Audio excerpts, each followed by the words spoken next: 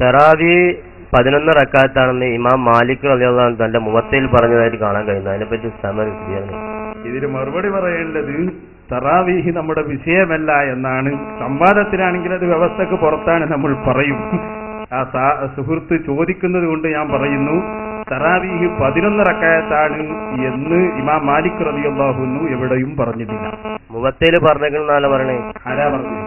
അതിന്റെ ഒരു സുഹൃത്ത് പറഞ്ഞ സുഹൃത്ത് 4 മദ്ഹബിലും ഇല്ലാത്തൊരു സാധനമാണ് 11 റക്അത്ത് 8 റക്അത്ത് എന്നൊക്കെ പറയുന്നത്.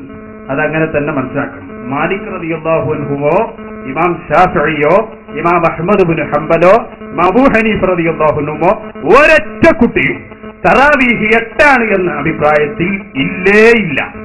ഞാൻ പറയുന്നത് ഇത് ഇവർ തെറ്റിദ്ധരിപ്പിക്കുന്നതാണ്.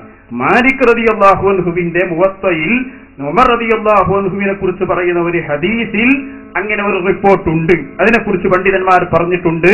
മഹാനായ ഇമാം മാലിക് റളിയല്ലാഹു അൻഹു തന്നെ ആ ഹദീസ് വളരെ വിശദമായി വിശദീകരിക്കുകയും തറാവീഹിന്റെ റക്അത്ത് വളരെ വ്യക്തമായി തന്നെ 20 സ്ഥിരപ്പെടുത്തുകയും ചെയ്തിട്ടുണ്ട്. ആ ഇമാമിങ്ങളുടെ പേരിൽ അത് പറയേണ്ട, ഹദീസിന് അവർ വിശദീകരണങ്ങളും നൽകിയിട്ടുണ്ട് എന്നാണ് പറഞ്ഞത്.